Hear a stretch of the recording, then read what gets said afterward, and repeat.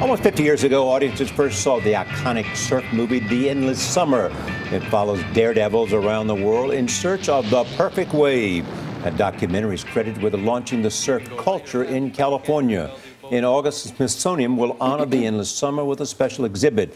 But this morning, Carter Evans shows us how the surfing industry is taking sustainability for a ride.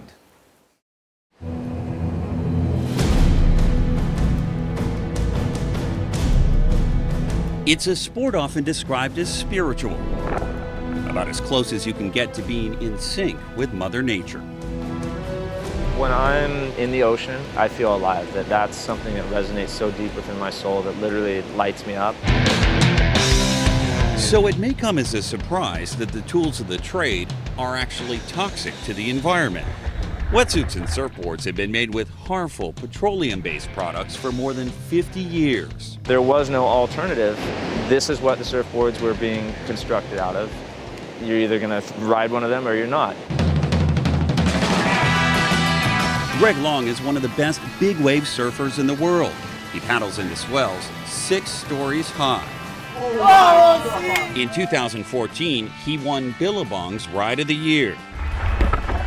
But on this day, Long joined me in San Diego and surf only a couple of feet to try out the world's first surfboard made from algae. Part of the exciting thing is, testing these new ideas, theories, equipment, advancements in technology, and making a difference in the future. Long's deep commitment to sustainability surfaced after a terrible accident in 2012. He nearly died surfing a giant wall of water at Cortez Bank. The waves trapped him 30 feet below the surface. They pulled my body up onto the rescue sled. I was completely stiff and unresponsive.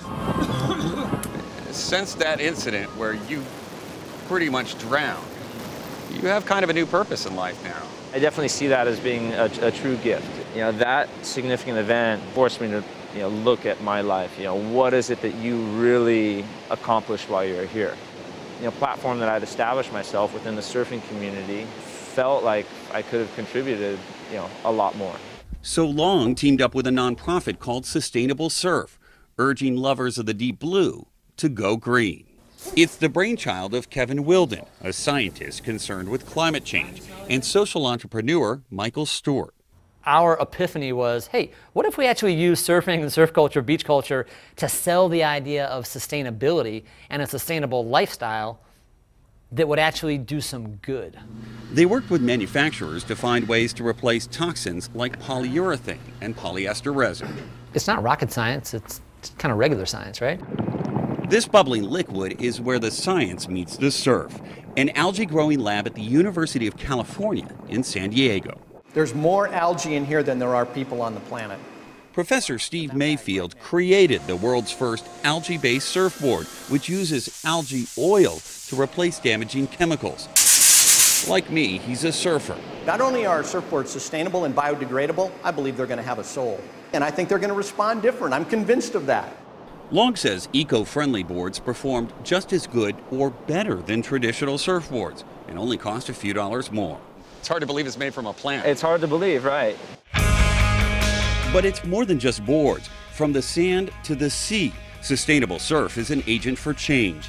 A Waste to Waves campaign encourages recycling styrofoam into material used in new surfboard cores called blanks. There's even a company replacing neoprene in wetsuits with a product made from desert shrubs. What we want to do is have surfing be the poster child of a sustainable lifestyle. When people see surfers, they think, oh, they're living that deep blue life, the sustainable life. Like, I want to do that. Surf culture has a long and colorful history of influencing pop culture.